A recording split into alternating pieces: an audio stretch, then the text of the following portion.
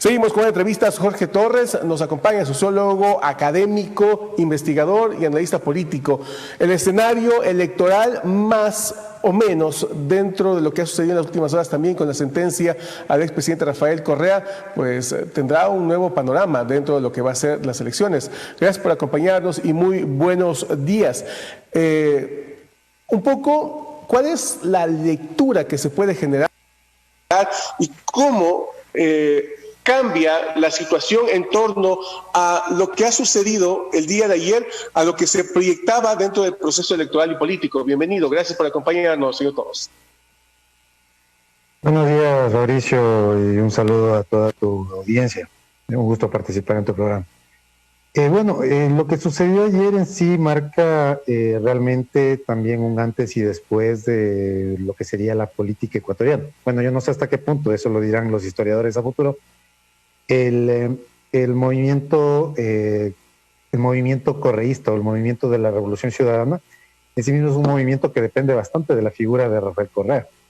En ese sentido, ¿por qué? Porque Rafael Correa en sí mismo es una persona que tiene un carisma especial, también es una persona que forja ideas y también es una persona que tiene una capacidad de confrontación política que aviva justamente el entusiasmo ciudadano y también crea, como quien dice, estas vinculaciones amor-odio en lo que sería la política. Tú sabes que en sí la política es algo que puede terminar siendo bastante aburrida en ciertos aspectos por lo que tiene que ver con leyes, datos económicos, datos demográficos, pero particularmente el factor mismo de que esta persona, Rafael Correa en sí, sea un personaje que dé este tipo de acciones y crea como juegos, tal cual podríamos decir nosotros una especie de Messi de la política ecuatoriana, hace de que su no presencia en la lid electoral va a crear justamente pienso yo, un debilitamiento del movimiento de la Revolución Ciudadana y además también pienso yo una especie de desenfoque o también debilitamiento del espectro de izquierda, porque por otro lado estamos viendo de que el espectro de derecha está teniendo un nuevo protagonista, está creando alianzas que también era muy, muy difícil de ver en la derecha. Digamos que la derecha en sí siempre... Y el mismo Rafael Correa les acusaba de que no podían aliarse porque estaban vinculados a términos de intereses, a términos de ciertos personalismos o territorios. Pero en cambio estamos viendo que por un lado se está fortaleciendo la derecha con esta nueva unión,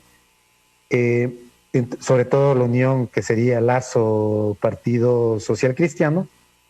Pero por otro lado estamos viendo que el espectro de la izquierda y en particular el movimiento de la Revolución Ciudadana está quedando con su mejor jugador.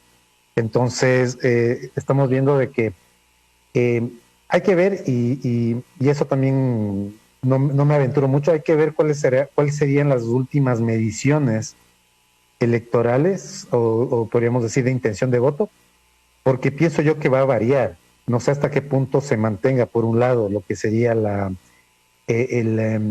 voto duro correísta, que se dice, ¿no?, que está entre 20 y 30%.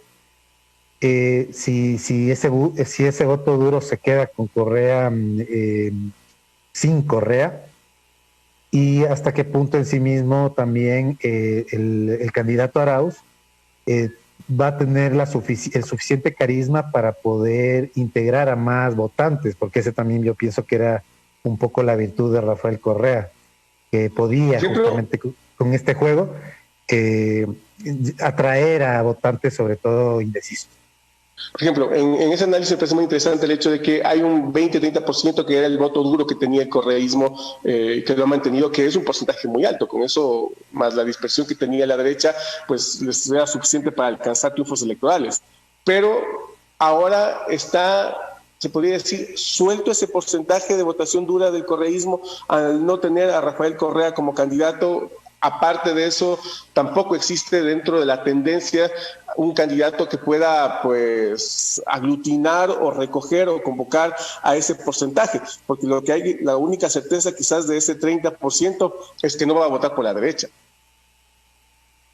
Bueno, sí, pienso yo de que, Creería yo que se va a mantener ese porcentaje. ¿Por qué? Porque recuerda que en el voto de la consulta popular del sí y el no, digamos que ahí se pudo perfilar justamente esta, esta tendencia, porque bueno, el movimiento de la Revolución Ciudadana se acogió ese 30% como que fuera de ellos, como que fuera de su tendencia.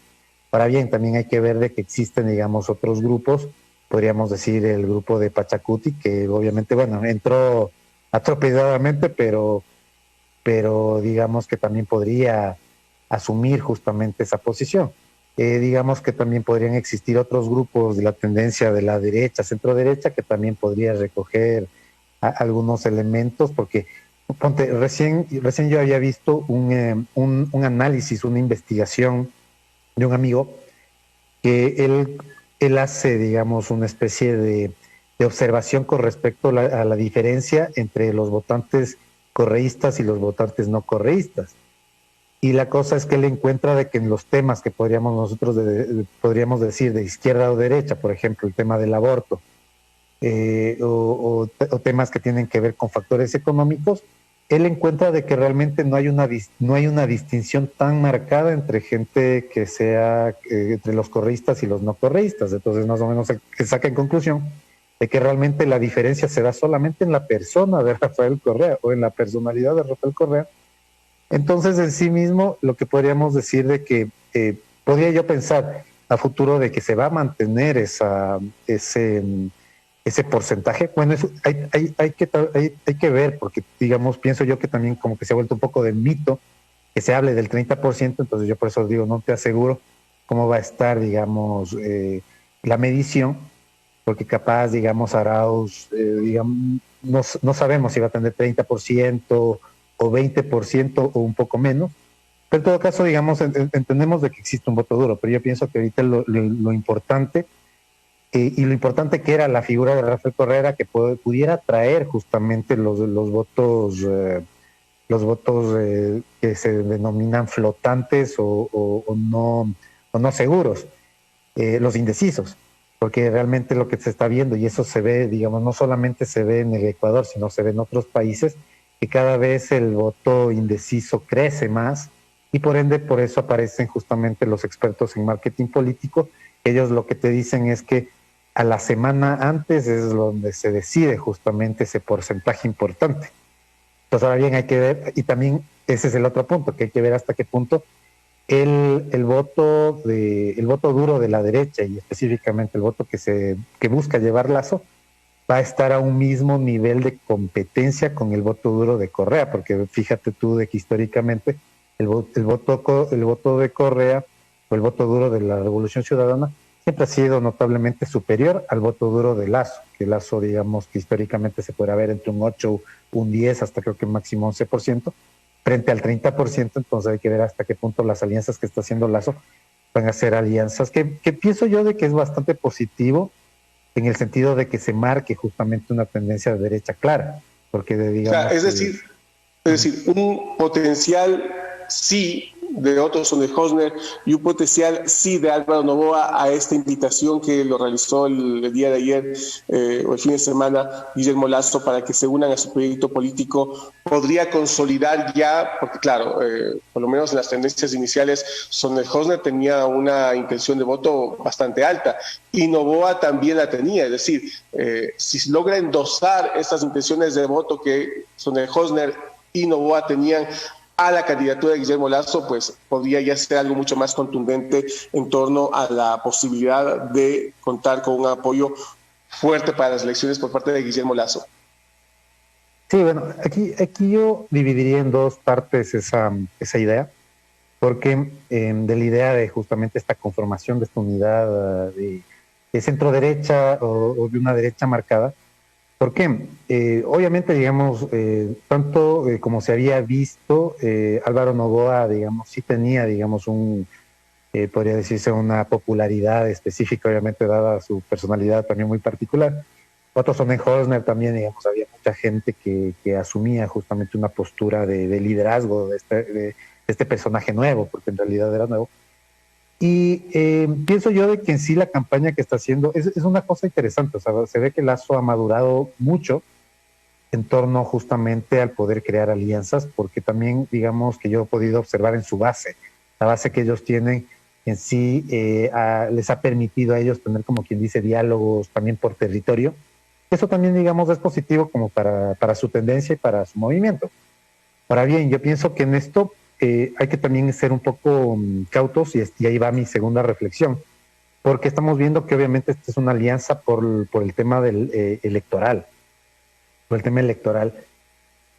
Y lo positivo que podrían dar ellos también es que puedan hacer una alianza con respecto al hecho de cuál es el futuro del Ecuador desde su visión, porque realmente lo que también estamos viendo es que, claro, se juntan todos ellos, pero también es interesante ver lo que dicen los socialcristianos, que dicen, sí, vamos a apoyar, pero después vamos a seguir siendo opositores, algo así lo comentan. Entonces, realmente yo pienso que eso es un poco negativo, en el sentido de que si ellos llegan al poder, lo interesante sería que ellos formen justamente una especie de visión nacional, de política de desarrollo, que también sea como un plan de país, etcétera, etcétera, como en sí mismo sí lo tenía, sí lo sigue teniendo el movimiento de la Revolución Ciudadana. Yo creo que ese es el plus de la Revolución Ciudadana, de que ellos en sí tienen una idea de país a futuro, con una serie de elementos y de discusiones que ellos lo ponen en el tablero.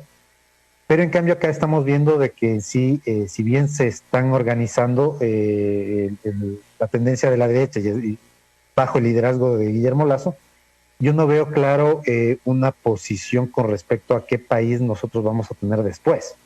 Si me entiendes, porque termina siendo, como quien dice, una alianza por la coyuntura, más no por ver qué va a pasar. O sea, pienso cuando mucha gente me ha comentado, ¿no? Pero bueno, dales tiempo, ¿no? Capaz a futuro puede pasar. Pienso que sí, pero en todo caso estamos viendo de que realmente ellos en sí es como una alianza, es un puzzle que se está haciendo, pero el otro sería más interesante, porque realmente eso es lo que necesitamos los ecuatorianos, porque estamos viendo de que la crisis sanitaria, la crisis económica, también la crisis económica fiscal que tiene el Estado, realmente exige una visión con respecto a qué vamos a hacer, porque tal vez ese es el gran problema que tienen en este momento los ecuatorianos. Y ese es el otro punto, en el sentido de que yo pienso que, y esto sería, digamos, una discusión un poco más amplia, en el sentido de que ya con el juzgamiento que tiene en este momento Rafael Correa, el debilitamiento propio que ha tenido el Estado que nos legó la Revolución Ciudadana, nos hace pensar de que mucha gente cayó en una especie estuvo en una ilusión y hoy estamos en una desilusión. Entonces realmente recuperar esa ilusión, esa motivación justamente de hacer un trabajo en conjunto, todos los ciudadanos, porque al final eso también es, exige justamente de que haya una visión de Estado. Entonces eso es lo que me preocupa más de la visión que tiene Guillermo Lasso y su nueva unión, porque estamos viendo que son eso que te digo, no es un puzzle de muchas ideas, pero realmente no vemos una dirección. O sea, por un lado, ¿qué quiero decir? Por un lado estamos que esta unidad de derecha está muy buena, muy interesante, pero su visión de Estado a futuro no está tan claro, mientras que en la parte de la Revolución Ciudadana vemos de que su unidad se está resquebrajando justamente por la imposibilidad que tiene su líder de participar, pero en cambio sí tenemos claro qué es lo que quieren ellos a futuro.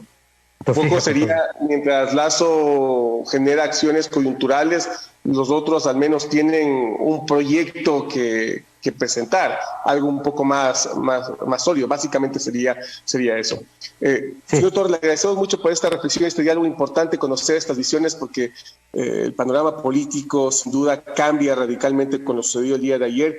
Y claro, ahora tocará esperar ver cómo se reestructura la situación política, cuánto de eso se endosa a la derecha representada por Guillermo Lasso, cuánto la tendencia de izquierda, si cabe, representada por el correísmo, puede endosar o a su candidato o a otro candidato ese apoyo popular. Muchísimas gracias por estas reflexiones. Gracias, Fabricio, y un gusto. Saludos a todos. Gracias, Jorge Torre, analista político, sociólogo e analizando investigador. la situación política en este panorama que se ha generado en las últimas horas luego de la decisión judicial de ratificar la culpabilidad del presidente Rafael Correa, del ex vicepresidente Jorge Glass y de varios empresarios en torno a esta trama de corrupción. Con esto concluimos el espacio de entrevistas, una breve pausa e iniciamos con los temas de comunidad.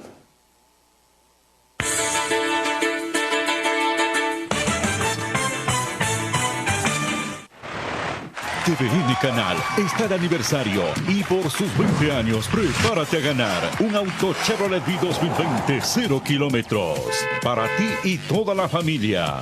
Único sorteo viernes 18 de diciembre. Valor del boleto $1. Puntos de venta en la Casa del Gin, Gian Ibarra, Ocasión Boutique, Ocasiones, Toto, Divite Sport, Sport Bike, boleterías de Star Cines, sitios de venta de lotería en Laguna Mall, La Plaza Shopping, Terminal Terrestre o en la tienda de tu barrio. Compra ya tu boleto. TVN Canal, en sus 20 años, te pone sobre ruedas.